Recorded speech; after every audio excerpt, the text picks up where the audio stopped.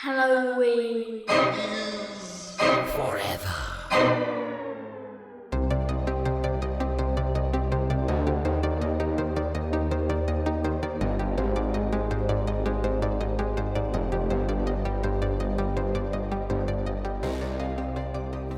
Gobble, gobble, motherfucker. Welcome to another episode of Halloween is Forever. I'm Brian. I'm Meg. I'm Steve. And we got another fucking Minisode for you. And today Minisode? Minisode. Has your mind been tainted by the turkey? Yeah, I'm on edge right now, guys. I'll be honest with you. That this movie did not bring me the level of holiday spirit that I had anticipated. For those of you who didn't listen to last week's episode, we did drop a little bit of a hint of what we're going to discuss this week in this week's minisode, which is Thankskilling from 2008. Although when I looked on Tubi, it said 2010, but I'm pretty sure it's from 2008, if I'm not mistaken. I saw some places called it 2009. Really? Yeah, it's in a perpetual state of release. It was in that general area. Yeah, this is one of those movies where the sources become unreliable at times. This is the movie is definitely unreliable in a lot of ways. Sure we'll get into it. We were very excited to obviously listen, guys. Thanksgiving's coming up, right? Turkey Day's right around the corner. It's an underappreciated holiday, right? It gets stomped all over by Christmas, right? For a guy like myself who likes, to eat, a husky boy like myself who likes to eat, who also likes to consume alcohol. I like to put it in my veins to get a reaction, right? That's how I consume alcohol. I like to do that. I like to eat. I like to cook. Thanksgiving is a great holiday, but it does just get eaten up by Christmas. I had to work at Harmony Inn, which Brian I feel like you have been to before at the very least. Oh yes. And when I was getting lunch today for my shifty meal, I made sure I had a side of potatoes, and then I had a subsequent conversation with a friend being like, I'm pretty sure I look forward to Thanksgiving specifically for the mashed taters, less for the turkey. And I think last night's the movie that we had to watch this week aided in me being less excited about turkey. Yeah, it wasn't as appetizing as you'd hoped it was. Yeah, I'm more so excited about the taters, Yeah, Thanksgiving's about the sides. Although I'll tell you, in maybe the last 3 years, I have really gotten into the deep frying of the turkey, which is the way everybody burns their house down. I have not done that yet, and that is that has been a fan favorite amongst the friends and fam. The deep fried turkey. I do love a good deep fried turkey, but I do have to tote myself slightly, because I feel like I've had people tell me they fucking love my turkey, and I'm obviously brine it for at least a day, maybe a day and a half, 2 days. Pro move. And then I'm a slow cooker. I may start it, and especially if you're a lunch turkey eater, like I usually am. Do an early dinner. Yeah.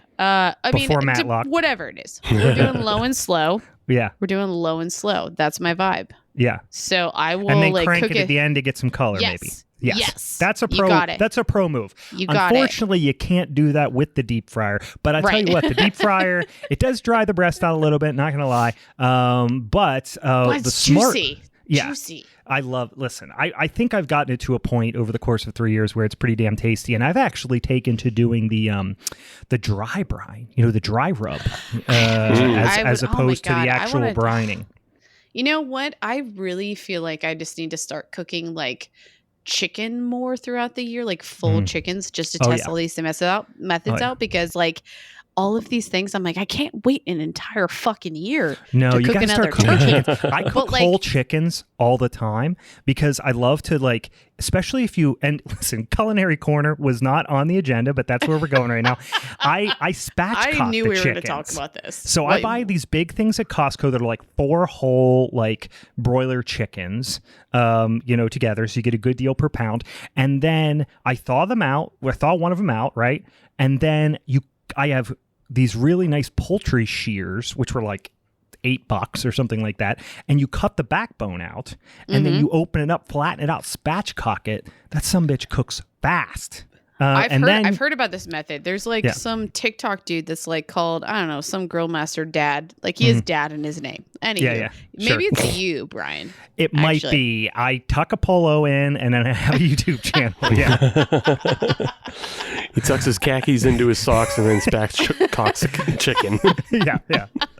Socks and cocks. That's the name. Cocks. That's actually the Socks name and of my cocks, Dad. channel. Yeah.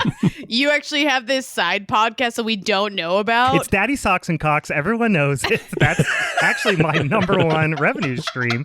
This is just, my beer stuff, and this is just a side gig. It's Daddy Socks and Cocks. That's we're idea people here, guys. We're idea people. But yeah. So anyway, but I love to make my own chicken stock, and for making like ramen and stuff. So I will buy the whole chickens just because they're cheaper, but also because I love to make the stock, the liquid gold, and then freeze it. I put it old Chinese food takeout containers, and then I freeze it. And I just pull it out for whatever reason. Yeah, when I'm making a soup you rip or out their something. spines like Mortal Kombat, and then you put it in the boiling water for get hours. over here. I say to the chicken, get over here. I pull it over with a chain, and then that's what I do. So finish him, Brian. Finish him. Sorry, quick pause there. Maggie just brought over an entire thing of makeup, and I was like, let's not do makeup right now. I honestly wouldn't mind a show where you were entirely doing makeup. Yeah. She brought her makeup kit over, and I was like, well, let's not do makeup right now.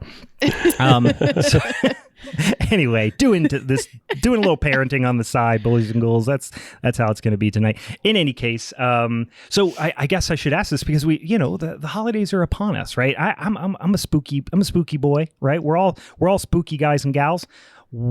Are you holiday folks as well? Because I see there's like two schools of thought amongst horror fans. It's either fuck all that noise.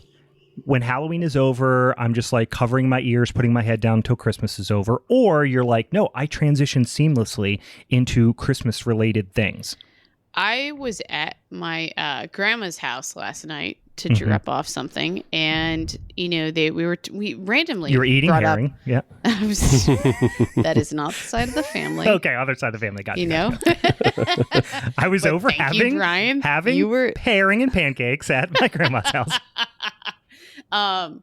And somehow like we started talking about some like holiday movie, like newer holiday movies, because I randomly put this like stupid rom-com on the other night that was like holiday themed, and I was like, I'm gonna fall asleep to this, and I did.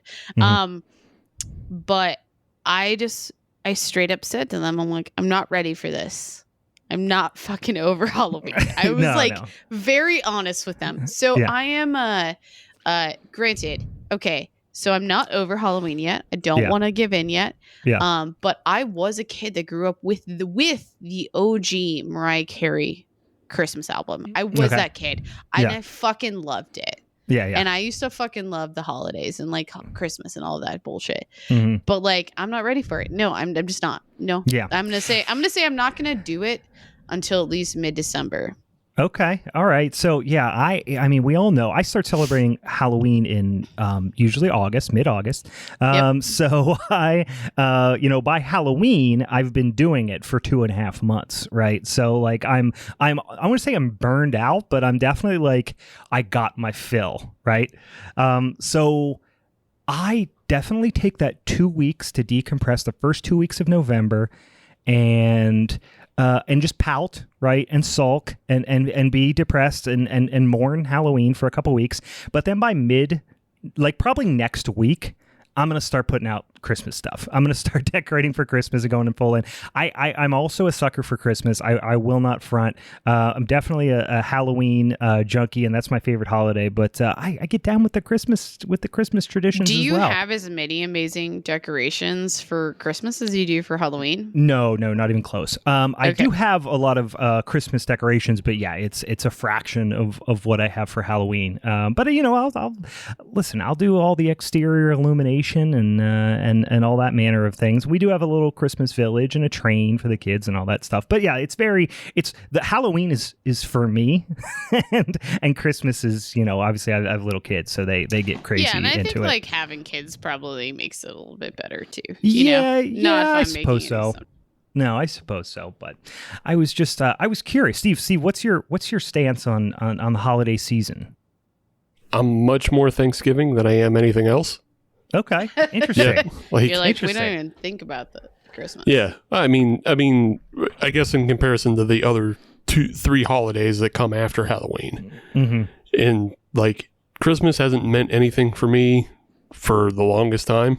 Okay, and like I don't have kids, so I don't have a reason to like pump it up for anybody else. Sure. New Year's that's just an arbitrary thing that we've decided.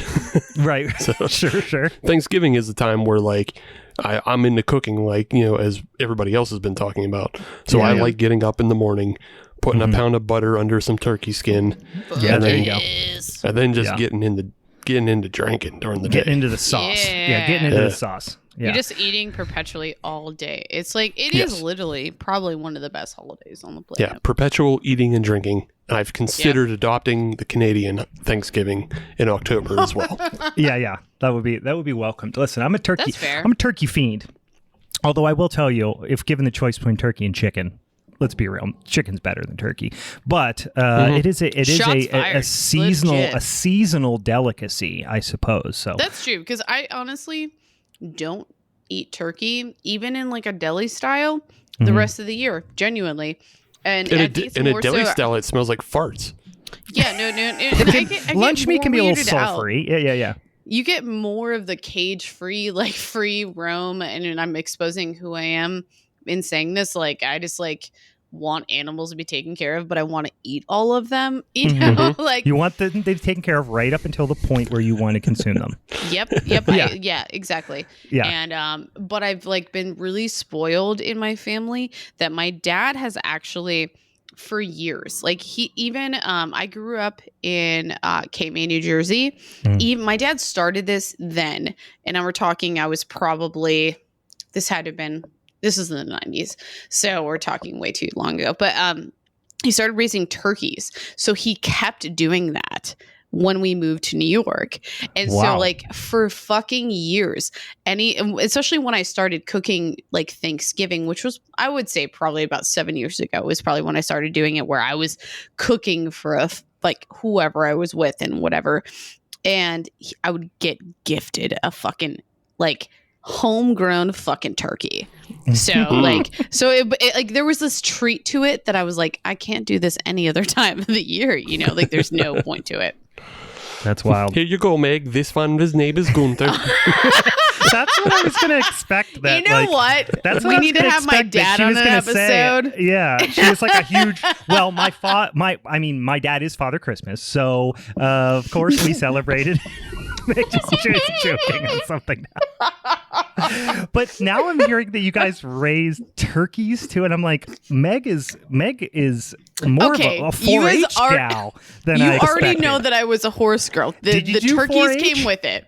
No, I didn't. Nope, I did not. No, this was all like just our thing. Your 4-H was holiday horror. Horses and halibut. Herring, not halibut. Herring. No. Horses, herring, Halloween, and horror movies. Yeah. Okay, you mentioned halibut, and the only other thing, halibut was part of my life. Yeah, because that's another story, but like it doesn't fucking matter. the great halibut crisis of 1994. Yeah, that's a story for another episode. It's a story for another time. But yeah, no, with the whole horse girl thing, we're coming full circle. Goats came part of that. Chickens came part of that. We had a donkey at one point, which I will send you guys a photo of my grandmother on a donkey because she like really wanted for one of her Christmas Did you live in a cars. Rankin Bass like stop motion animation special? Well, my grandma used to ride this donkey, and then of course there was the person that was the head of the town, and he was kind of evil, and like he had a horse that was made of metal. This was a piece of my life, guys, that you don't know yet. You just now getting exposed to it. But I will send you a photo of my grandmother on a donkey because she was like dead set that she wanted one of her Christmas cards to have her on the donkey that my family had at a certain point in time. It is fucking hilarious. And it's amazing. It's honestly, you guys will get a kick out of it. There better have been a pun on there about gold, frankincense, and myrrh or something like that. You need to go. The Irish Babe was pretty. I would say she called herself the Irish Babe, so the Irish Babe was pretty straightforward. She just wanted to be cool as fuck. She just wanted to be on a donkey. She just I could see you doing a Christmas card on a donkey. Me specifically? Yeah. I am my grandmother. Yes, for sure. Yeah, absolutely. I'm trying to think of what the pun would be, and it would be something like, gold, frankincense, and murder, or something like that. I don't know. I'm trying to think of a good Christmas card for you. You need a hee-haw in there somewhere. You know what I mean? Like these are things. Okay, you guys have learned way too much about the country life that I have lived in my life. My family is straight Appalachian white trash. So I'm so excited. Two ways about it. You need to start sharing these stories, We will eventually get into my carny past and my white trash heritage. I'm sure we will get down that path at some point. But in any case, we're talking about Thanksgiving. We're talking about there are a handful of Thanksgiving and Thanksgiving adjacent horror films, but this is the one that people always bring up right off the bat. For whatever reason, it's called Thankskilling. If you haven't seen it, I would say the tone of this movie is obnoxious. I mean, it's definitely very tongue-in-cheek, but it's got this weird combination of being very self-aware and tongue-in-cheek, but doing a bad job of that.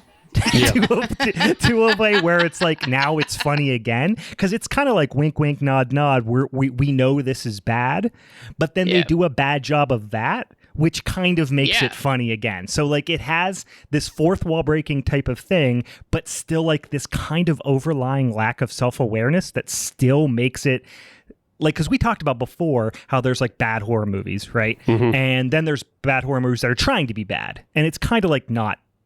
For me, at least, I like ones that are kind of earnest in their badness.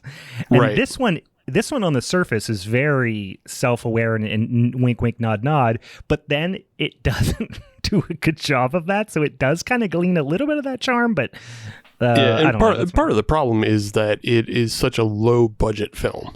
Yeah, it is obviously something of a parody of classic slasher and other horror movies, and it's no more apparent than in the beginning.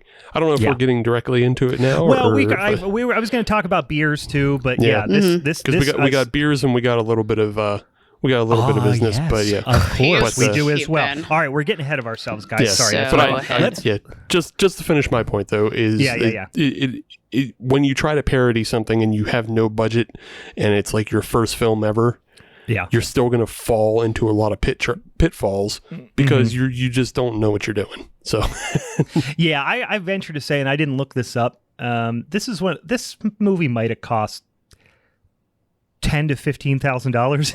I'd give it 5 if that. Really? Really? I don't know. You know better than me. They probably could have definitely filmed this in one day. Maybe 2. Do all the turkey shit in one day and do all everything else in another day. Totally. Super. So let's before we go any further, because I'm jumping ahead of ourselves here. Let's first talk about, do we got some Biases? Everybody got Biases in front of them? I just finished. What do you got? What are you drinking one of the ones that's in your background that no one can see? Yes. Fuck yeah. I mean, they can see it if they got on the social media. That's true. Oh, yeah. But I was drinking a stovepipe of Great Divide Horchata Yeti. That is such an aggressive beer to put in that. I don't know why I wanted to just roll my R's there for a second. Horchata? What is the ABV on that sumbitch? Isn't it 9-10%? 11? Dang, boo. Is it 19.2 or is it 24 ounce? Yeah, no, it's 19.2 stovepipe. 19.2 of really? Freaking 11% beer is so aggressive and borderline irresponsible, frankly, from them to sell. Because 110%. That's wild. We are recording on a Friday. It is okay. No, listen, we're not putting the blame on you, Steve. We're saying Great Divide Brewing Company, you are irresponsible. Well, you know what's even more irresponsible is that this can only cost me $3. I know you played the game, bro. Oh, this is your giant eagle. Holy shit! That's because wild. there is a giant eagle, and I'm not going to tell you where because now that I've had this beer and I know how good it is, I'm going to go clean them out. Yeah, I fucking love that. Yeah, Hey, grab me one, dude. Yeah, they are stupidly selling these 11% 19.2 stovepipes right next to their Founders All Day IPA, and they're selling them both 2 for $6. Like, that's you fools. Wild. You fools. Yeah, that's wild. That's wild. You got to be losing money on that, Sounds like a right? personal problem. Yeah, they have gotta to be be losing money on that. That's wild. But it's a good one. It's worth checking out because I've not had the Horchata Yeti. I've had all different variants of the Yeti, and that's a beer that I've been drinking for freaking, how long? 15 years probably. But yeah, and somebody else brought it up to me and like said like, is that a shelfie? And I was like, no, it was canned in September. So yeah. Shit. But no, it's actually really good. Horchata is like something that you can't really make a beer out of. Most of the times I've seen people who call a beer horchata, it fucking sucks and it's not good. Yeah, it's just cinnamon. Yeah. That's all they just put cinnamon in. And that's what they did with this one, but at least it tastes good. So it's a good stout with a lot of cinnamon, which is like perfect for this season. Yeah. Hey, Steve, do you feel like Pabst would do a good job at doing a horchata? I mean, I feel like you're our resident Pabst coffee guy. Maybe it's a coffee. Yeah, maybe it's a coffee. Maybe not as any of their other products, but maybe as a Pabst coffee. Or I'll look for, Rebel. That's the other hard coffee producer that I enjoy. Okay. But the other dumpster diving that Steve does when he's out buying his alcohol. I do a lot of dumpster diving. Brian said he's Steel Reserve. I know you're a Steel Reserve boy. Yeah, Steel Reserve, fucking Boone's Farm. Brian said he's the product of white trash. I still am white trash. Listen, I always got a 30 rack of hams in the beer fridge too. I didn't get to show you. I stopped by Burgers after I was done brewing at Harmony today, which I know, Brian, you're pals with Neil as well. And I was letting him know that like the day after my birthday, there's like this beer share going on. And I'm like, hey, yeah, I'm going to like bring this bottle and you should definitely come so you can impart on it or like be part of it. And I was like, but like, it's my birthday weekend, so I definitely drink a lot of 40s around that time. I just, for whatever reason, it's just like my thing. And I told him like, he told me he was going to bring me a 40 and I was like, cool. I'll let you tape it to my hand. I was like, I'll let you do go this. old school with it. Yeah. He actually was just like, I won't do that, but okay. I'll come. Get Neil a couple beers. He'll do it. He'll be there with you, double fisting him. It was a good time. Neil's a good Southern boy. He knows how to get after a 40 or two. Up. It's good people. So I have a little beer from our friends at 11th Hour Brewing. It is their Italian Pilsner. It's called Daisy, which is brand damn new. And just took a few sips of it, and it's pretty tasty. I think it's nailing what they're going for on the style. And they tend to do a really nice job with their pale lagers, and I like those guys at 11th Hour and Matt and Keena and Justin and all those folks. I will tell you, if you are in the greater Pittsburgh area and you go to 11th Hour Brew in Lawrenceville, ask if there is a gentleman there by the name of Justin, and then make fun of him for tucking his pants into his brewing boots. Oh, no. Because I have told him on 7,000 occasions, you are going to get a boot full of fucking caustic someday, and you're going to be peeling the soles of your feet out of your boots, and he never listens. And you know what? You're going straight dad mode on Justin, but I feel like he's the best dude to like go dad mode on because whenever I met him, I was like, he reminds me of my little brother. Yeah, and so he's a giant little brother. Yeah. But my little brother is a giant too, so I was like, no, you just remind me of my little brother. So I'm always gonna see you as that. Like if your little brother was a Sasquatch, that's what Justin is. No, he's great. He's good people. Everyone's there is amazing. I love them. Yeah, I love 11th Hour. Very aromatic Italian Pilsner. Like it's nailing the perfumey kind of like wildflower potpourri, like super perfumey floral. I don't know what hops in it. If I had to guess, it kind of smells like Saphir, which is one that I really appreciate. And I don't see it, doesn't say on there, but yeah, it's really nice, super fresh. I think that I got it down at Creekside beverage, Creekside beer, and I think they said it just showed up today or yesterday. Nice, dope. Well, guys, I didn't get very creative today. I ran here from work at one of our other locations to back to our production, and I am now just sipping on our American light lager called Yajag, and it's pretty dope. I don't know, it's like my go-to here. Yeah, no, I enjoy it. I'll bring you guys like a 6-pack or something. And yeah, I need to grab some next time. Brian, you can tear it apart. As I usually ask you to. Yeah, I have not had. I saw it at JR's the one day when I was going in to get something specific. But yeah, I need to give it a little tasty. Yeah, you know how I like the Loggy Boys. Yeah, we're definitely just testing the waters. I think there's definitely still stuff we can always do to make things better. But I think that's my perpetual like nature to not want to ever be like, this is pretty good. But like we're even trying like ultralight, type lagers as well, and just like testing, like doing experiments with that and seeing what we can do with it. But it's basically a collaboration with Yajaga Podcast as well. So shout out to those guys. Yeah, they're amazing. They've been awesome to work with. They genuinely like just always include us. Like, it's not one of those like, it's kind of nice to have this collaboration where like neither party's going in being like, we're going into this trying to just make a fuck ton of money. It's just like, we just like working together. So we're going to keep working together, and we're going to keep just like, hey, you're doing this, cool, we'll support it. Hey, you're doing this, cool, we'll support this, and it doesn't always go that way when you do collaborations. So, and this is like a very sustaining collaboration. And not to mention, who doesn't like a Pittsburgh chair? And that's basically what's on the label. So it's fun. I did notice that. Yeah. Yeah. It's fun. We do what we can. And I wonder how many people are thinking, what the hell is a Pittsburgh chair? Ooh, should we explain this to them? A parking chair. Basically, when you shovel out your, I imagine other cities do this as well. Philly. Philly, Buffalo. I'm sure they do this as well. But something we definitely like to do is become just like a normal part of winter life in Pittsburgh, especially if you live in the city, is if you shovel out a street spot for yourself, that's your spot. And you put a folding chair, typically, in that spot after you leave, so no one takes your spot. And people generally respect that folding chair as a sign. So, did you notice that on the label we also noted that it's called like, this is my spot? Yeah, I've seen people with the shirts on it and stuff like that, like shirts with parking chairs on it and Christmas ornaments and things like that. But I'm curious if that is a Pittsburgh exclusive thing, or if other kind of Midwestern cities people do that. So I also want to show you guys, no one on camera, I'll take a picture of it afterwards. So they sent us these little mini parking chair ornaments. Yeah, I was going to say, I've seen that. It's super cute. And I'm really excited. I don't know what they're doing with them. Like, my sales manager just showed up with them, and he's like, do you guys want one? And I'm like, yeah. So, but I mean, if they're selling them, fucking go buy them. It's super cute. And if you add them to your tree, that'd be awesome. Yeah. Right on.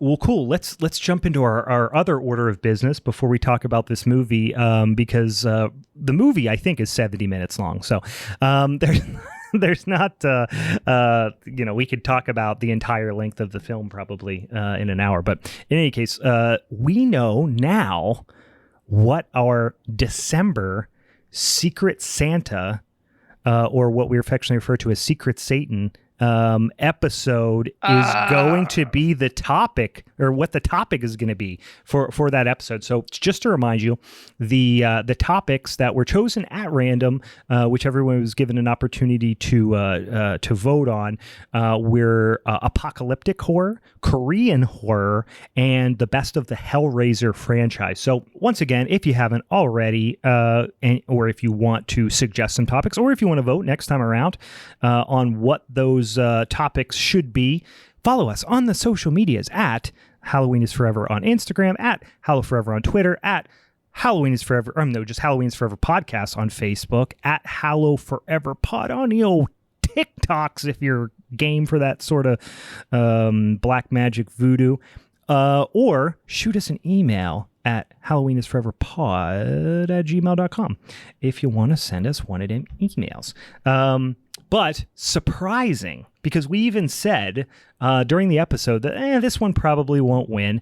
But guess what won? Both on Instagram and on Twitter. Best of Hellraiser. So I think it's because of how much we talked about it. Probably. That's probably why it won. we were just like, it's not going to win.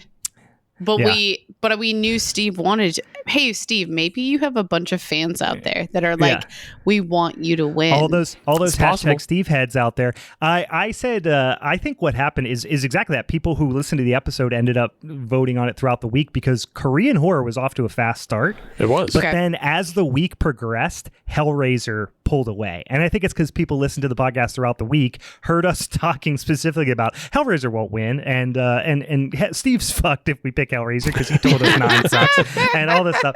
So as soon as, guys, little peek under the tent here, as soon as Hellraiser started to win, Steve started angling on the text messages. He was like, we know that Steve's the dirtiest player in the game. We have established this. He picks Beetlejuice for haunted house movies. Steve has surfaced as the Ric Flair of the show, right? He is the dirtiest player. He's the dirtiest player in the game.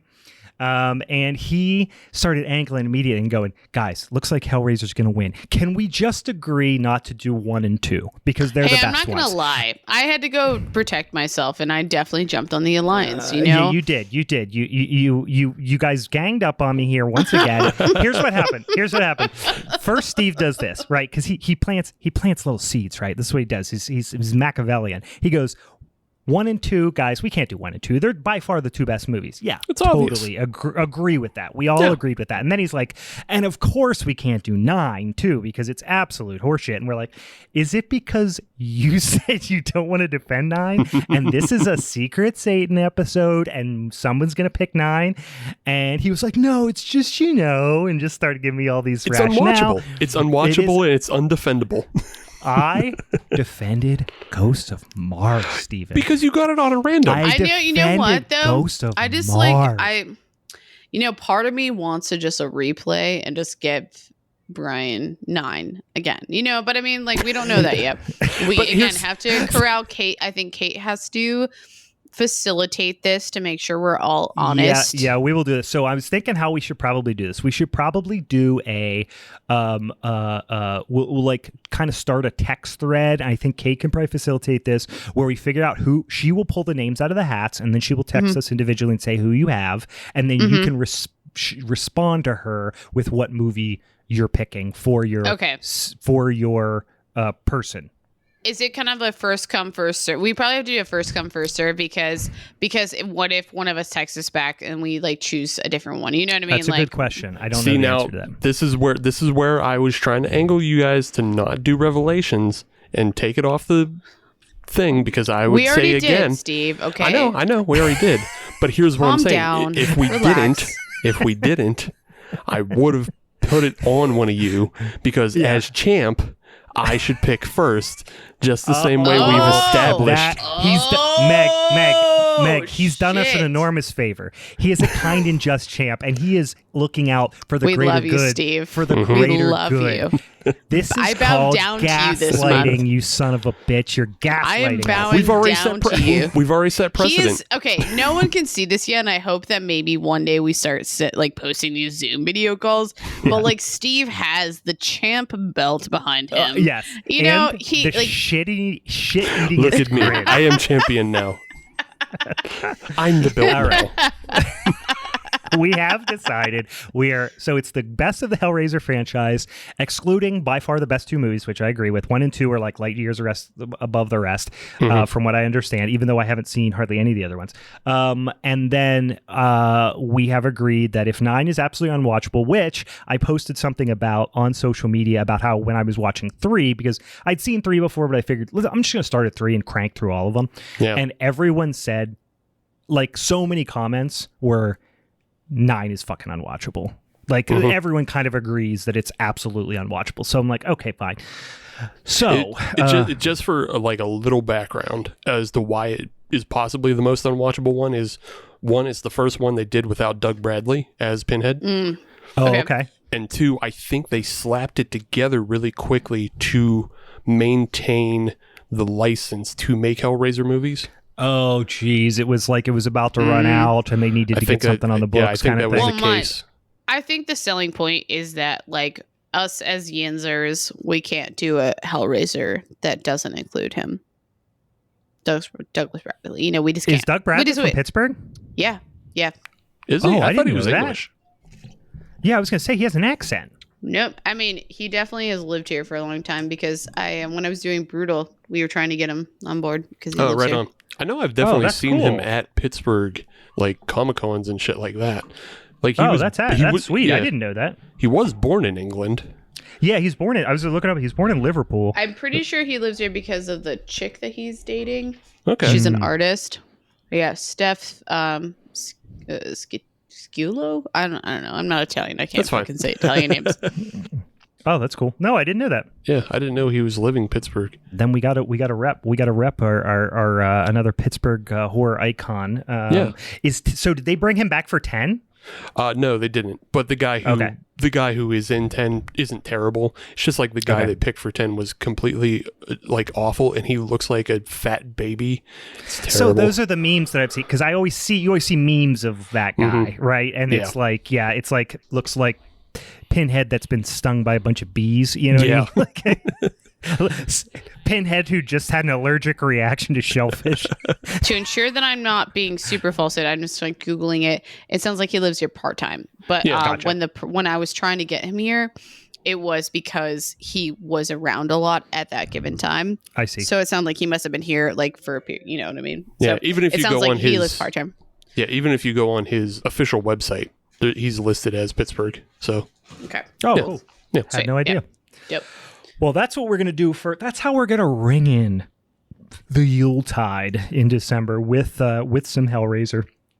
I mean, listen, guys, Jesus wept. That's all I'm saying. It's appropriate for the season. It is, in fact, very festive. And I hope to start a whole debate around, when people were saying, is Die Hard a Christmas movie? I hope to start a real, honest discussion around whether or not the Hellraiser franchise is a Christmas franchise. We shall see. It's going to become that because we are talking about it, and I feel like, every year we'll just bring up Hellraiser again. Hellraiser December every single year. I mean, it just makes always sense. Remember. Yeah. Okay, I probably can't use that. It snows in at least one of them. There you go. See, this argument is getting stronger by the second. All right, let's jump into. But yes, Die Hard. Yes, is a Christmas movie. All right, listen, we're not going to start. We're not going to start. Let's get into this. Terrible movie? I'm going to say piece of shit. Thankskilling. It's fun. So Listen, bad. it's kind of fun at times, but there are also times where it's absolute ass. So I will tell you, I don't remember if I watched it last year. I think last time I watched it might have been 2 years ago, but it hasn't been particularly long ago. And I remember thinking, and it might have had something to do with what I was imbibing in that particular evening, but I remember thinking, this movie is just wacky, and it's out there. Was it and shrooms it's too? Because silly. I feel like this movie would be really good on shrooms. It was not. But I remember thinking like, wow, this is such a fun, silly movie. And then I watched it today, stone sober, and was like, this movie is awful. It's really genuinely terrible, and I'm not enjoying myself. But there were a couple of kind of fun scenes. I'm straight and not fun, having a good lines. time, bro. I'm sure I am real deal, literally not having a good time. I genuinely had some laugh out loud moments, guys. I'm not gonna lie, because of how bad it was, like I had some laugh out loud moments. Like genuinely. I was just like, oh my God, like, what the fuck? Well, this is the weird. It's such a weird tone because there are a couple of instances, only a couple, where I'm like, that was a funny joke and it was intentional. Like when the sheriff's wife shits in his coffee. Like, that's hilarious. That's hilarious. It's fantastic. It comes out of nowhere. You don't expect it. There's a turd in his coffee. It's very funny. Then later did on, you when the shit sheriff in my coffee? and she's like, actually, yes, I did. Yeah. That's great. That is genuinely a great gag. And then later on, when the sheriff, pretty much the sheriff's the only good part of this movie, the sheriff, when he's just sitting there having that conversation and all that drawn out silence with the turkey at the table, when the turkey just has the nose and the glasses on. Yeah. I genuinely think that's very funny. And I think that the first time I watched it, I just isolated those moments, you know what I mean, in my head, and then when I go back I'm like, oh, those moments are few and far between. I feel like that was so perfect because it was like the turkey like was having this like, he's dressed as a turkey, I'm not gonna kill him because he's like honoring me almost. You know what I mean? Like, what the fuck? Like, no, he just kills everyone. Yeah, and it's also funny because like they're both wearing fake mustaches in that.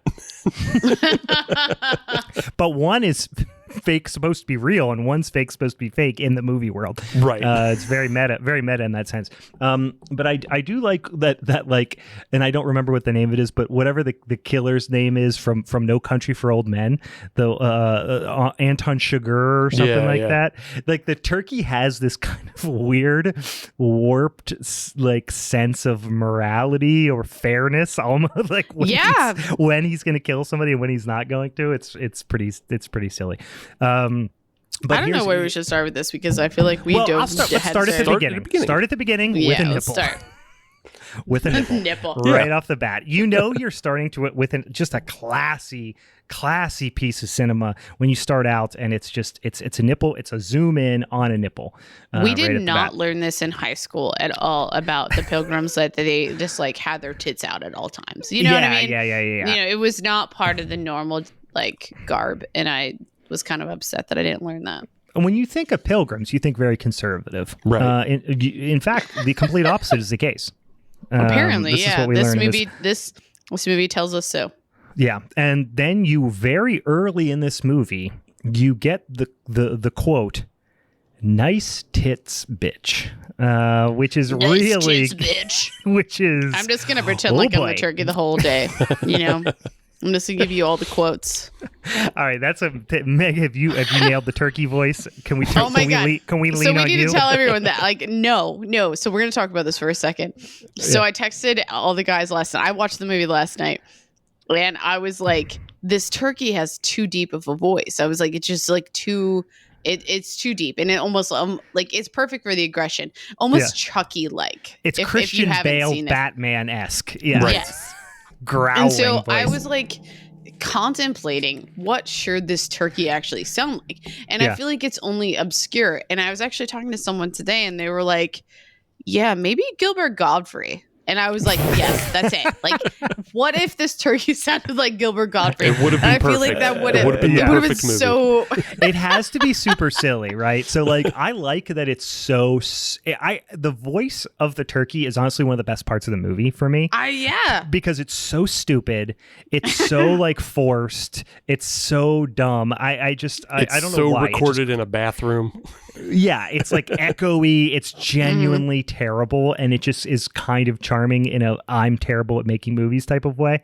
But yeah, Gilbert Gottfried would have been an entirely separate feel, entirely different vibe. But I would have been. It probably would have just come off as like, I mean, it already is mildly like naturally this like horror comedy. Like I don't think anyone could walk a movie unless this is just like straight horror or like whatever subgenre you want to put it in.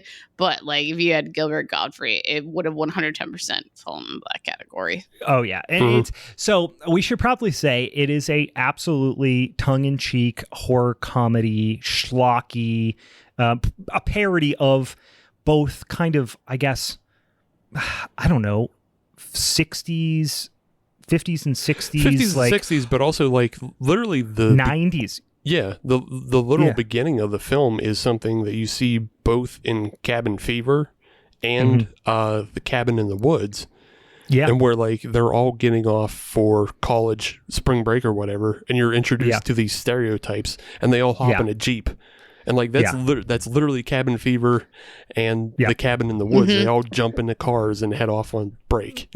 100%. It is kind of a combination of both these kind of like nuclear age giant and or killer creature feature type of films, and very much biting off of just like 90s teeny bopper kind of horror flicks, right? Like definitely a lot of the tropes that come along with that, you know. They definitely were playing off of it. We have like the nerd who wants to get laid, we have everyone else who wants to get laid, you know. It's just about it's just legit everyone who wants to get laid is pretty much what I walked away. But yeah, we got the jock who's just having so much internal strife. Yeah. The angsty jock, the nerd, the class clown, you know, the girl next door. The girl next door, what you would expect, you know, the final girl, and then the girl of you know, questionable morale, kind of Low moral fiber.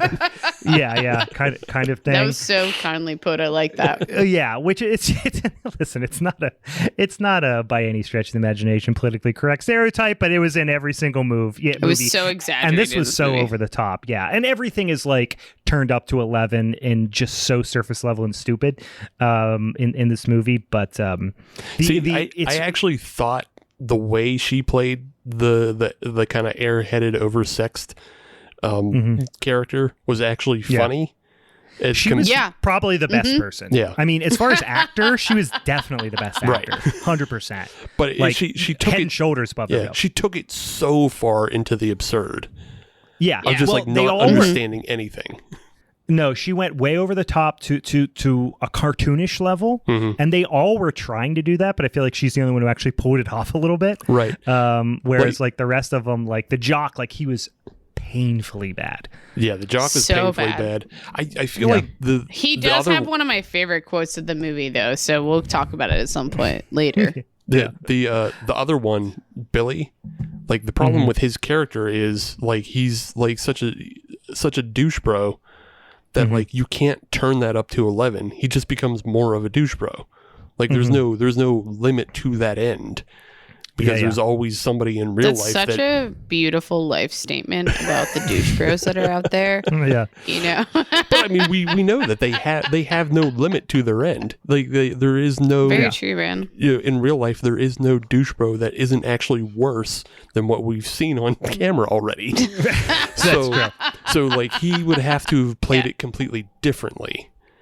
And like he would have had to have some sort of twist to his character to make it like an actual funny parody rather than just a poorly acted version of the same character. What would he have said that would have been over the top enough to be funny? You know what I mean? I get what you're saying.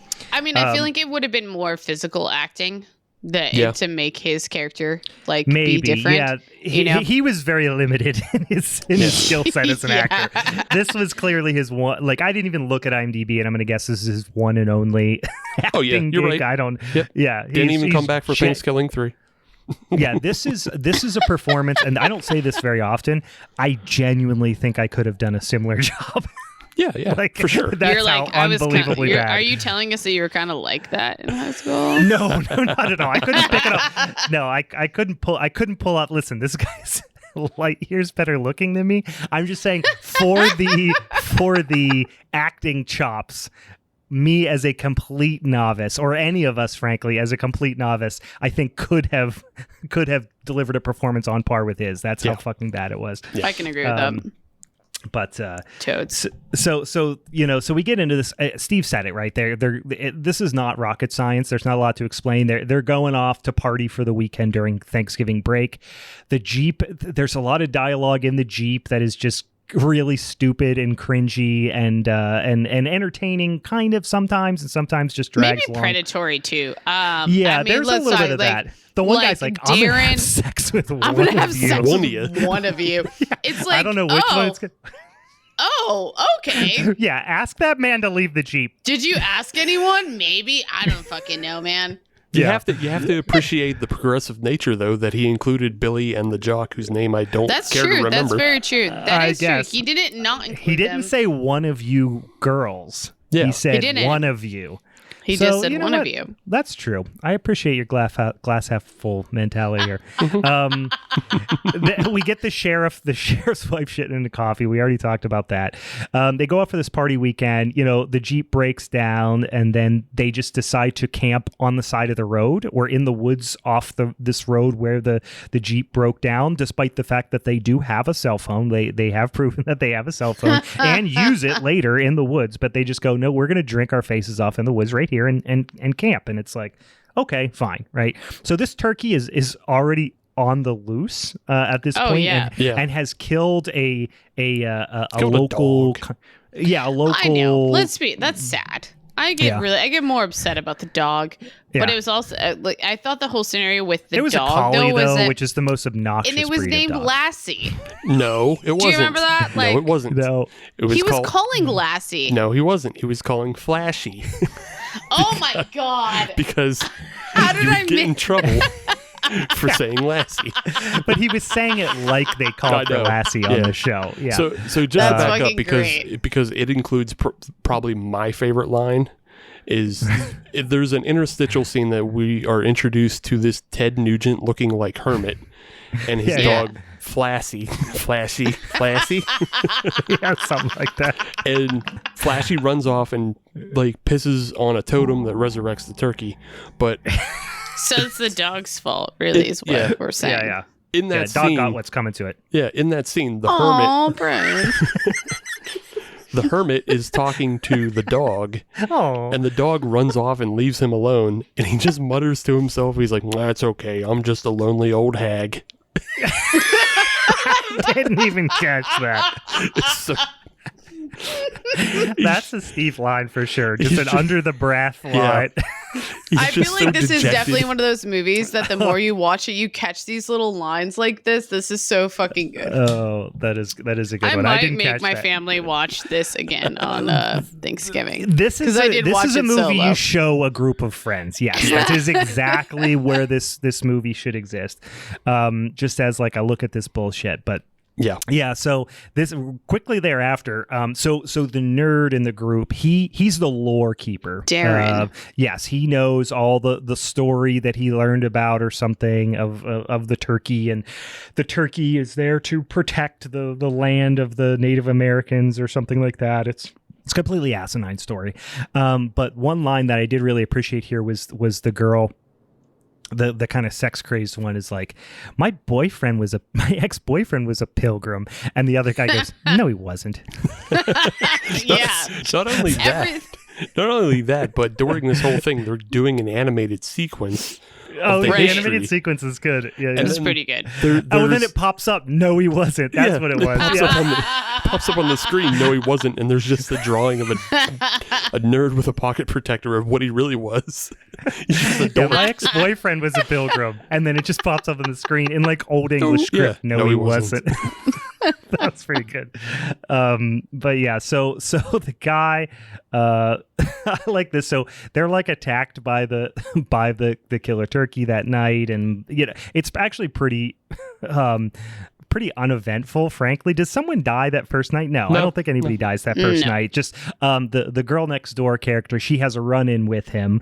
They don't believe her. They get up the next day, whatever, fix the Jeep or whatever, home. and they start going home, and they're going to their, home for Thanksgiving.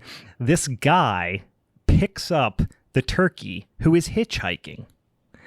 He gets over, says like, ask grass or gas. The turkey says, well, I'm out of grass, so I guess it's ass. Turns around, the guy is clearly sexually aroused by the turkey. Yes. Has intentions of having sex with the turkey. This is so intense. And then the turkey... You can explain what happens. How did he get a shotgun? Let's talk about The this. turkey has He a shotgun. fucking got a shotgun. And yeah, there's a little sequence there. He makes the guy call his daughter. It's like weirdly dark. Yeah. And then blows his head off in the Back in to the that car. Anton Chigurh, like morality. Let's be it's real. There's a very lot strange. there's more bestiality in this movie than we need to be comfortable with. That is, yeah, and there is, I would say, of all the Thanksgiving movies that I know, this definitely has the most bestiality. I think that's fair. There's some in others. No, I'm just being an but asshole. I was some like, is I'm very still more curious. than none. Yeah. That's true. That's true. What the fuck? I also really appreciate it, and this is like, this movie's just kind of, so the turkey is after them. The turkey basically starts going to like the individual kids' homes and pursuing them, and it decides he's going to kill them. There's a little bit of like just completely non sequitur bullshit. Sorry, go ahead, Meg. The only thing that I wanted to add for this is like when they dropped off Allie, who is the really idiotic chick of the whole group, whatever you want to call her. And she's trying to get Johnny, who is the football player, to come in. And it's like, then the girl next door, after Allie walks into the house, the most uncomfortable joke that she tries to make is like about her legs are harder to close than the John Benet Ramsey case. Yes, and it's a my God. recurring joke. Yes. Yes. It's so good. This is so good, but it's so fucked at the same time. Well, that they say it, they do the old comedy rule of 3 on it. Yeah. Because they bring it up, and the joke is that they say this horrible joke, and every time they say it, the group acts like it's the first time they heard it and crushes. Yeah, they lose it, how great it is. And then the third time, the nerdy guy tries to do it and botches it. It's actually a pretty funny joke. Yeah. I'll be honest with you. It's a pretty good gag. It's such a funny anti-joke series because, one, you think, okay, again, this movie was released sometime between 2007 and 2011, but that's still way long past the whole John Benet Ramsey thing. It's not topical at all. Not topical at all. So she crushes once with the joke. She retells it, like doesn't even change it. Like she doesn't change it to some other like 90s horrific thing. But retells it again and it crushes, and then Darren the nerd tells it and just like turns it into this awful, terrible thing, and just it's all anti-joke all the way down. Yeah, Darren can't pull it off. It was actually relatively. I did laugh at least the second time she told it, and they all cracked up. But I really liked. We kind of skipped past this, but one of my other good lines, because this is really the only thing good that the movie does. There's a couple of okay effects, but like 90% of it is just funny lines, and one of it is, "There's no such thing as an evil turkey. Oh wait, I lied." That's when he first sees her in the woods. It's so obnoxious. Oh, I really like that. That was before the hitchhiker and all that. That was kind of the first interaction with it. But I did really appreciate that after the so the football player jock guy has some like turmoil with his dad because he like hates him because he's not the starting quarterback or something. It's very stupid. It's completely inconsequential. I just think all of it becomes awkward. Also, did you notice that in a few of the kids' cases when they were going home that they always knocked on their own door? Yeah. Mm-hmm. Yeah. That threw me off. I was like, wait, doesn't this kid like live here? That's the thing that screwed you up the most. No, I'm not saying it was the thing. I just like was something I noticed because then we saw it with why am I forgetting the girl next door? I think Kristen, maybe. Okay, Kristen. Yes. Okay. Yeah. When Kristen goes home, I'm like, no, she lives here. Right. Yeah. And she's knocking on her door, and that's when we meet like the turkey who has her dad's face on, and she pretends like it's her dad still. Like she just thinks it's him. Like what the fuck? It gets completely surreal and asinine, even more so than a killer turkey movie you would expect otherwise. But when he kills the dad of the football player, when he's outside, and then the turkey is smoking his cigar. I very much enjoyed that. And then also, it's very much triumph for the insult comic dog. Yeah, it's exactly what it reminded me of. Because that's this is a good example. If you haven't seen this movie already, and if you haven't, listen, we're trashing it. It's terrible. It's probably worth a watch. The turkey is a hand puppet. Let's be clear. The turkey is a Triumph the Insult comic dog level hand puppet. Mm-hmm. So it's absolutely talking like a sock puppet would, and it's smoking a cigar, and I just am tickled by that. I have to echo that, like, legit.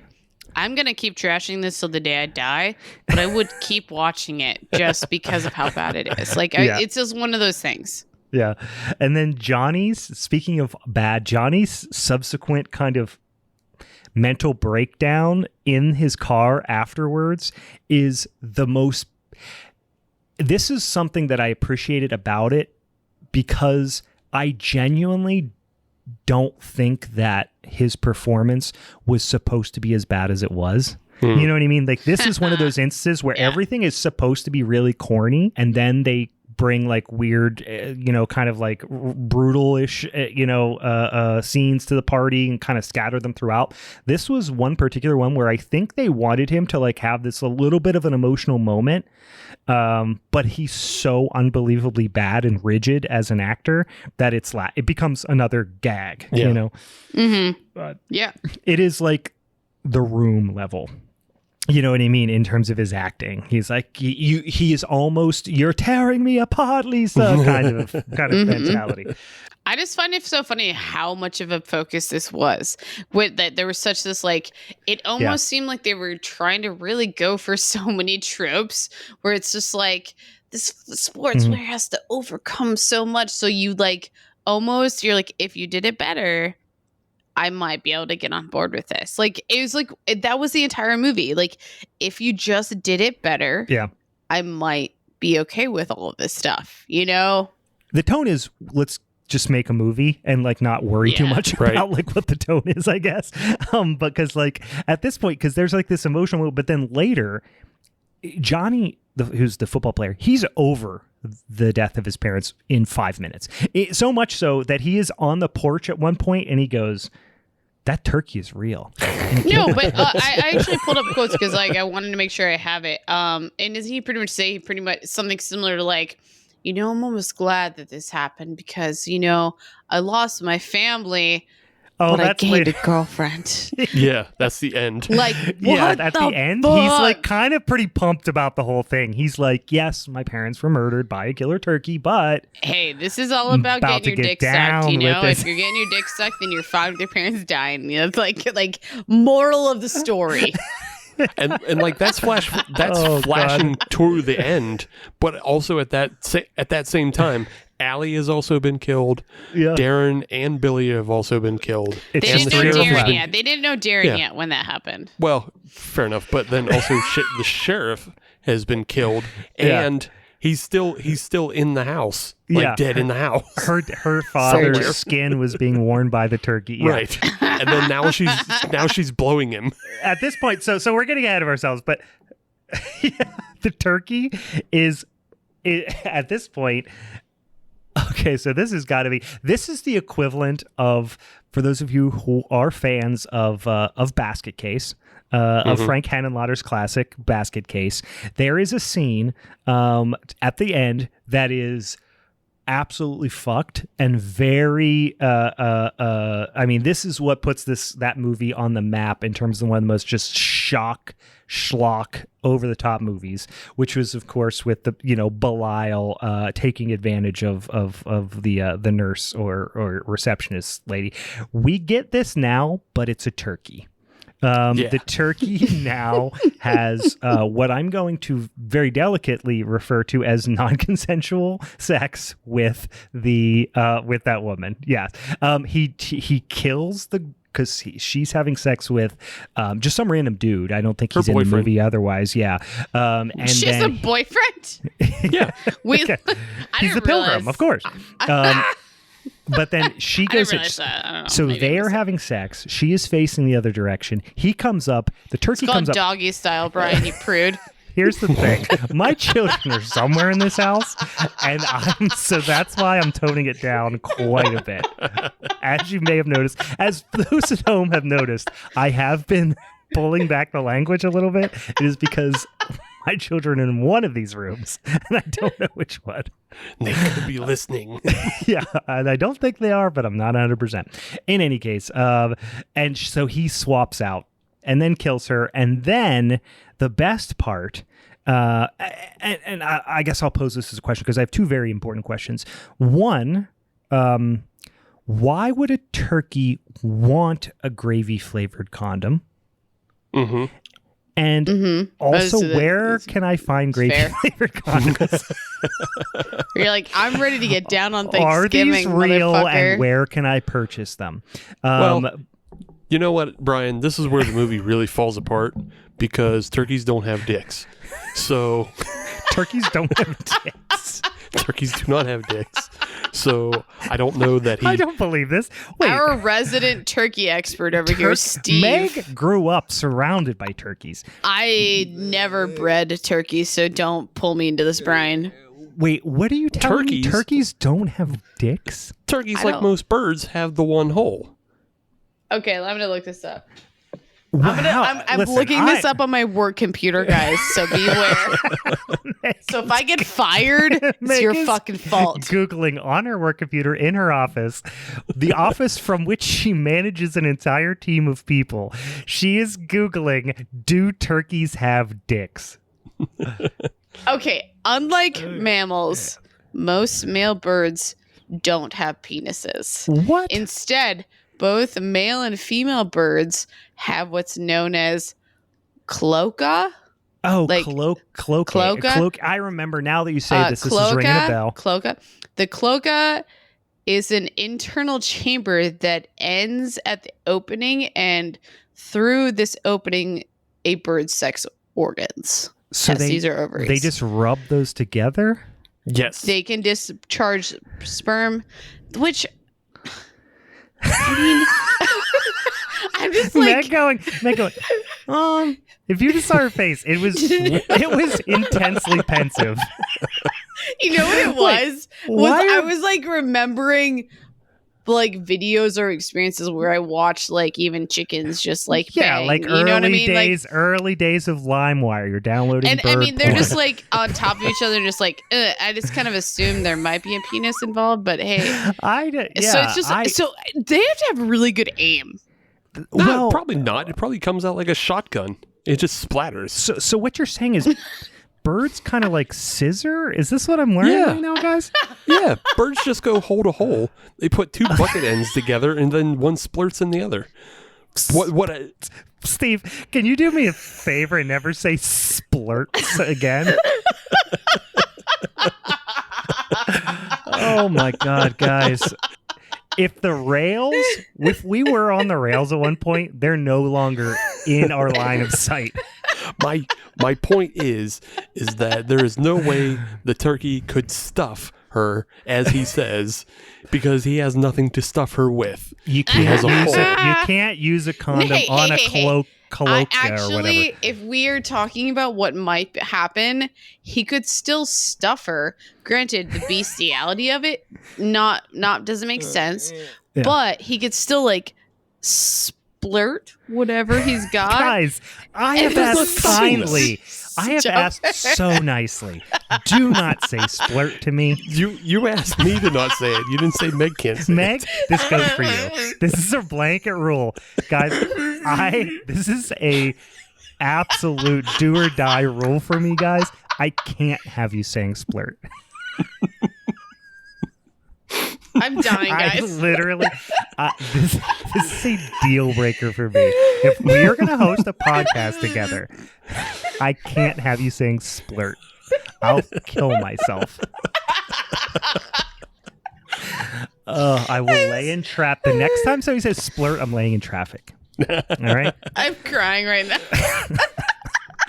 All right, Jesus Christ. All right. All right, moving on.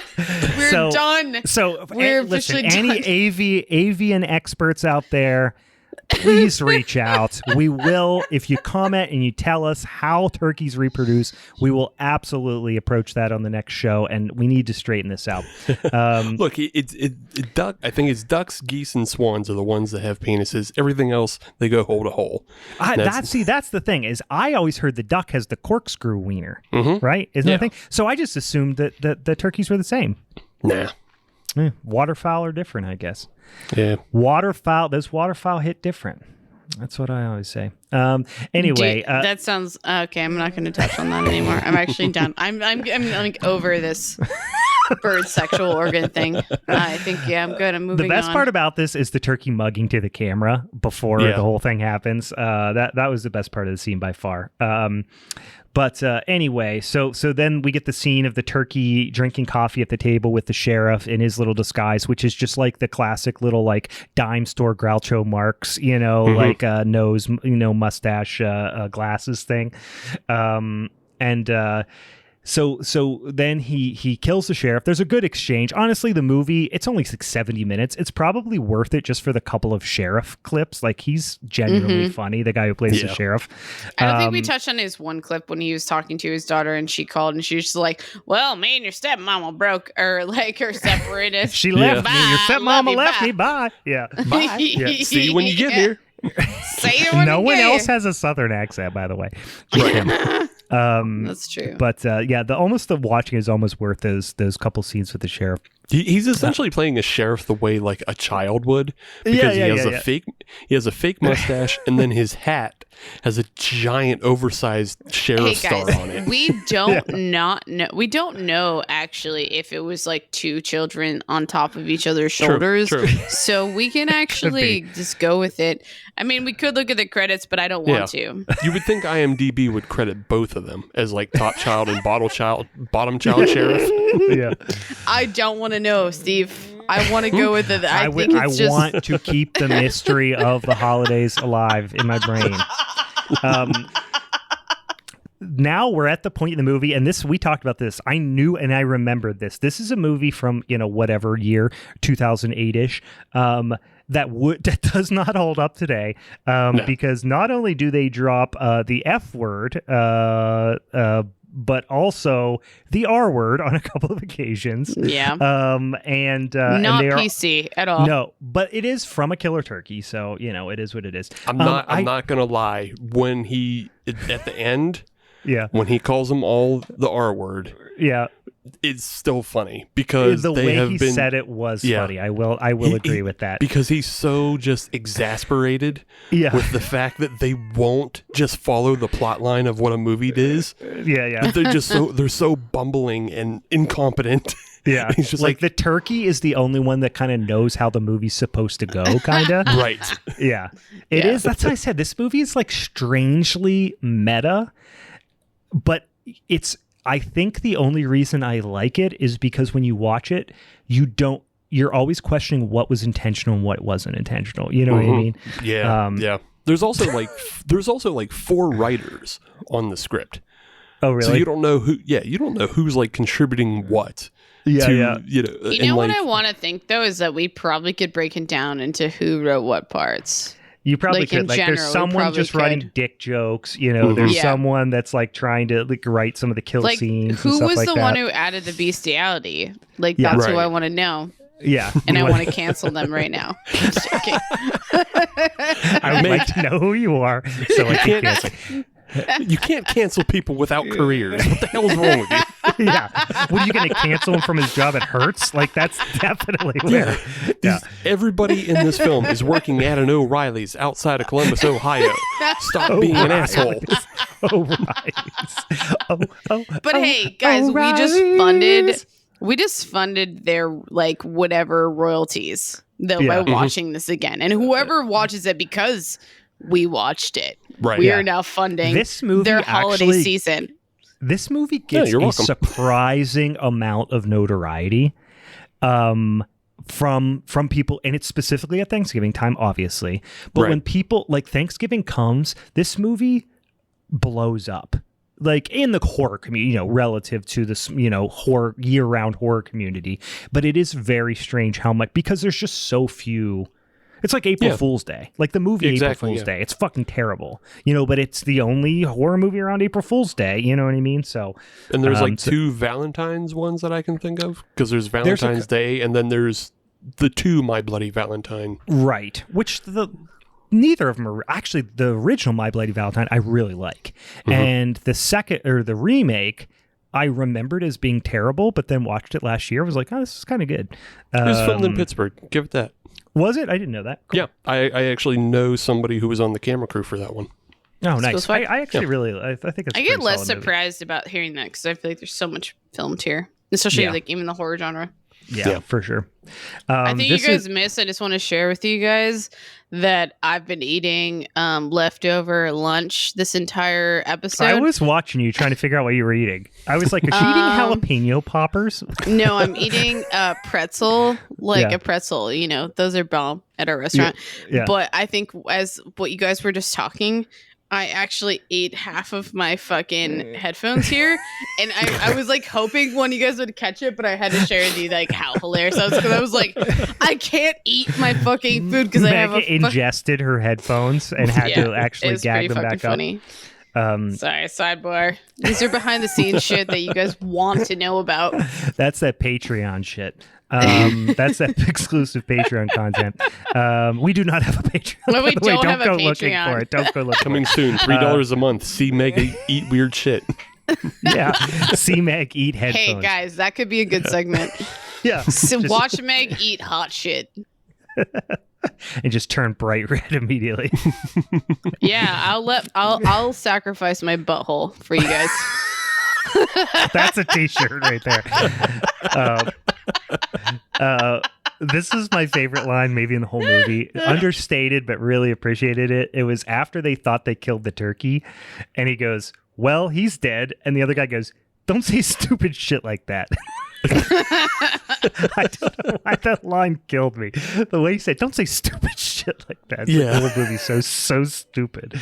There's so many stupid comments. Like, yeah, the whole movie is so stupid. Right. For them to call that out as stupid, it's just, I cracked up. It just felt like it was an improv line, and I think Right. that's why I thought it was funny. But yeah, then they just tie him up with string, and it's just a apparently lot that's of fine. yes and Yeah. type responses. Like, how can Yeah. we keep this going Yeah. the entire time? The really the best part of this movie, I think, was the only thing that was even remotely good from a horror perspective was when the turkey ate the nerd's tongue out and then did a series of aggressive pecks in his chest and ripped his heart out. That was the only thing. Like, that was actually not a terrible practical effect.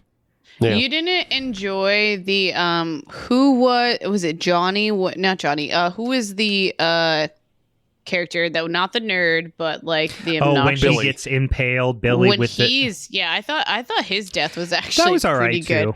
But I Yeah. also felt like Darren's reaction to that was also pretty funny. Mhm. I was just like, he's just going with all of these cliches, like, you're not gonna die. I won't let you die. We have so much to live for. Yeah, and he really but he milked goes it for off a the long rail. time. He goes off the rail in detail about how their life should go on. That I was like, when he was talking about who's gonna fuck in the car, it was definitely that dude. Yeah. 110%. And then they do the extended flashback sequence of like having ice cream together, and he's also the last person Darren sees. Yeah, come it's on, building Darren. up. Come God's on up up to here. heaven or whatever. Yeah, it's so God's fucking waiting dumb. for us. And then we fast forward to the end here. They think they kill him, but the turkey comes back in some sort of like glowing. He's like glowing Radioactive, green, if radioactive. not, yeah, that's what like- it looks like. Well, I feel like he was just a ghost of it, so now he's just like Yeah. No, it was radioactive. Ghostface It was- Turkey. Is he? Can we call him Ghostface Turkey or something like that? Yeah. What happened, Steve? Because he was Yeah, no, radioactive. it's radioactive because he falls into like a trash can, and then they cut to like everybody goes inside to watch movies, and then they just cut back to the trash can, and then it's like it's a normal like trash can that you put on the curb, but it has a fucking sign that says radioactive waste on it. That's right. So I knew man. it was really flimsy and stupid. Yeah, but he kind of comes back to life, and then they burn him, and then he is then cooked at a table. No explanation as to how he ended up on a family's Thanksgiving dinner. Can we Like pause for Thanksgiving a second turtle. before we get that far? One of my favorite scenes of this ending was when he was getting burnt and you watched part of his body get thrown into the yard and Kristen like picks it up and she's eating a chicken leg. And you're just like, It is obviously picnic chicken. picnic chicken for sure. Yeah. And I just was like, oh man, I fucking love this. Like, I just love every ounce of how stupid this is. Yeah, it just goes again. They go completely off the rails and are just like, let's it was kind of like Tokyo Gore Police in that they had kind of given up, but they're still making a movie. Like, we're just going to continue. We're not going to end the movie yet.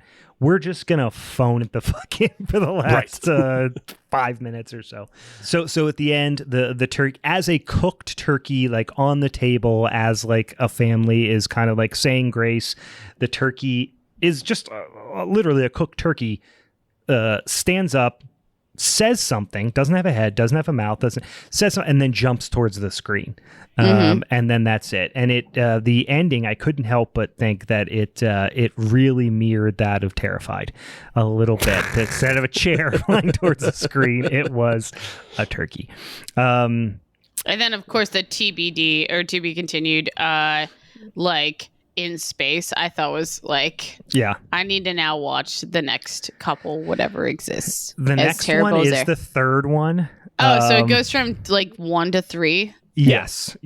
So the whole idea behind it, Steve, you might know more about this. If I recall, because someone messaged me on Instagram because we talked about how we're going to do it, and we're like, you guys, have you seen the third one? Because the last one we said something about how it goes from 1 to 3, and somebody messaged me and said, do you know why it goes from 1 to 3? And I said no, and they were like, you got to look it up, it's really funny. And I looked it up, and now I don't remember the entire details, but it was essentially they kind of created this lore around the second script that I don't think there is a second script, but the joke is that the second script was so bad that you will go crazy if you read it or something like that. Isn't that it's something like they wrote something so totally unfilmable, it like would just cause madness. They created a reason to not make it 2 and then just jump right to 3, and then 3 is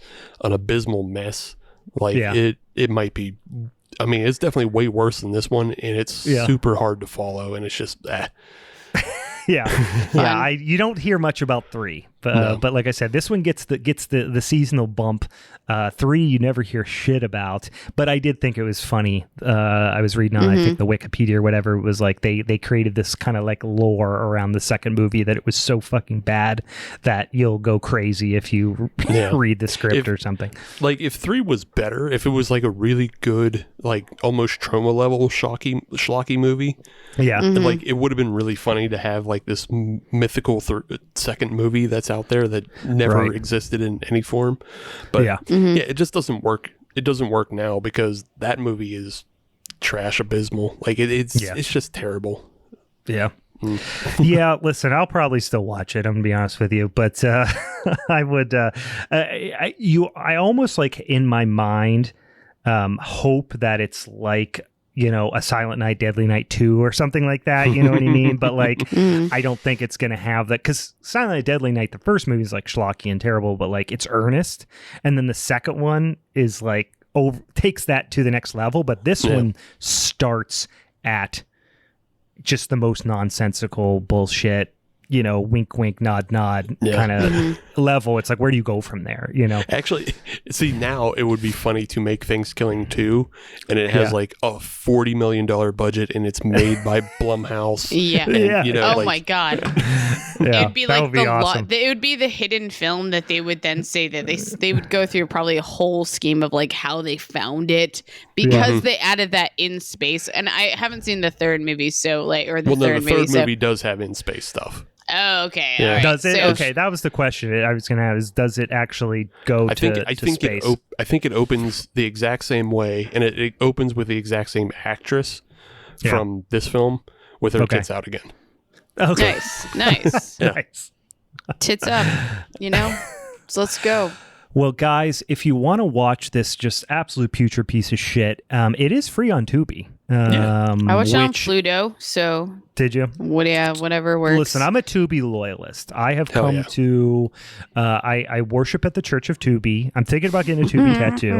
Tubi is I think we might have talked about this before. We're not sponsored by them, Brian. You can't give them too much yet. You cannot give them too much yet. I would give my right hand for that, because I have that level of admiration and dedication to Tubi. Here's the thing. I don't think Tubi can sponsor us, because then that's money flowing out for them to us. And then that's going to make them charge money for Tubi. That's true. I'd rather not be sponsored and keep Tubi pure. But we would be pushing people to Tubi, and then I don't know how I it actually works. have seen Tubi start advertising as of late. I have seen Tubi actually advertising, because I think it is growing pretty good. But it is like if Netflix or Amazon Prime or something is the Blockbuster of streaming services, Tubi is the like rat infested, hole in the wall, shitty video store, like under a bridge where you walk in and everything is like just smells like smoke and the floors are sticky and there's just filled with the most schlocky, unbelievable nonsense bullshit. I'm surprised Tubi doesn't have a red curtain that you go through to get pornography. Yeah. If Tubi was a real place, it would have a bead curtain in the back that you walk through. And Man, you guys keep selling this to me. You need to stop selling. I'm down. I'm game. I'm here Tubi for it. Is the fucking best. Selling. We need to start doing episodes. I genuinely think this would be really fun because I've done this before, is just play a round of Tubi roulette. Where I will literally, because it has thousands of horror movies, the majority of which are like low budget shit that you never even heard of. Yeah. I watch freaking, Santa Jaws and all this bullshit on there like all the time. And you just scroll through and just hold it down for like several minutes. And then just whatever you land on, you got to watch it. And I've done it a couple times. There's got to be like some sort of GitHub or something like that like somebody built an actual roulette wheel for this. Yes. We gotta see if we can find that or have somebody build it. Yeah, Tubi roulette. It has to be an episode. That being said, anything else on Thankskilling? Would you watch it again? Would you suggest folks watch it? Yeah, actually would. I would definitely say. I don't know. I think for as dumb as it is, like it would be a great way to start Thanksgiving. I'm just gonna, like it'd be one of those stupid movies that I would be like, I know this is dumb and I know this is bad, but it's so dumb, but I just want to laugh and not think about anything for a day. It is a good sit around drinking with your friends and or family movie. Not gonna lie, again, I would definitely say if you're stoned, high mushrooms, like whatever, like be fucked up, and that might even make it even better. Oh, yeah. And more fun. I think that's why I liked it so much the first time I watched it. Yeah, be fucked up so you only catch parts of it. Don't be sober and like watch it all and collect it all in your head and take notes on it for a podcast. Right. That is gonna really ruin it for you.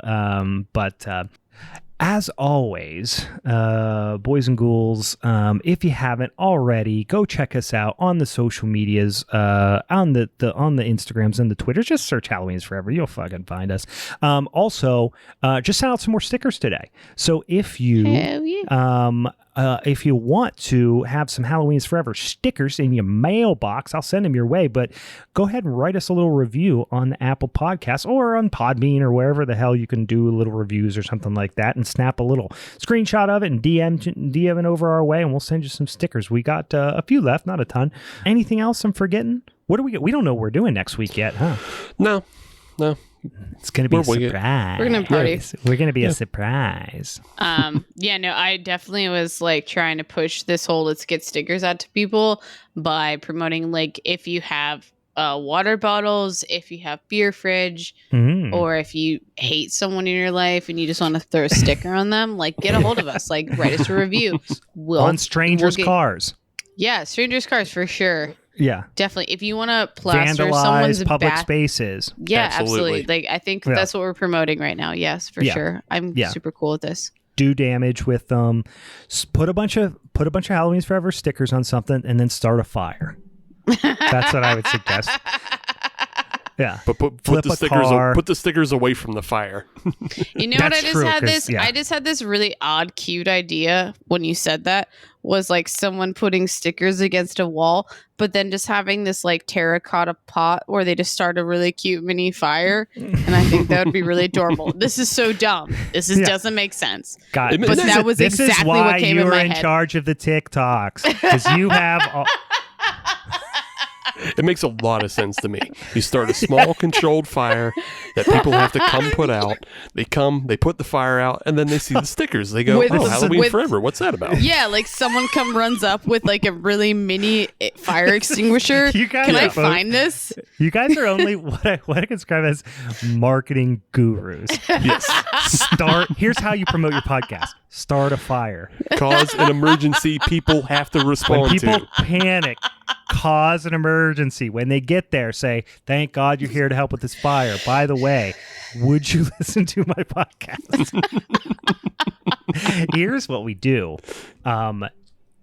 Just murder someone, cover the body in stickers. Yeah. Guys, Yes. this is, we really are. Think of all the I'm not people going who to have say to see yes to that at all because I do Yeah. not want to be involved with all of this bullshit. Guys, we're just kidding. Wink, wink. Don't actually kill people, but if you Don't find a kill body, people. Guys, Just we put one in never their condone pocket. violence. If We you never go to condone a arson. funeral, put a Halloween is Forever sticker on their, the like- corpse. in the lapel, yes. So when they get to hell, Satan will be like, "Fuck yeah, bro, that's a rad ass podcast." Think of all the people who are in line behind you who have to see the body next, and then they When go, you "Oh, go- podcast." viewing. Put I 2 love you Halloween guys is so Forever much. stickers over their eyes. That will be the toll across the river Styx for the what's the boatman's name? Sharon. It takes you across. This is obnoxious. Yes, it's Sharon. I'm sorry. It's Charon. It's Sharon, but it's just the way it's called. You guys are fucking obnoxious. This is Anyway, put it over insane. there. Then you'll listen. It's free publicity for us guys, and we appreciate that about you. We definitely want to promote to the dead. We so please help appreciate us. your willingness to desecrate a body Yes. for us. We appreciate that. All right. We have expelled all of our useful conversation and now are spiraling into absolute bullshit. Come visit next week as we talk about a thing that we don't know yet. As always, for the Halloween is Forever crew, I'm Brian. Meg. I'm Splurt.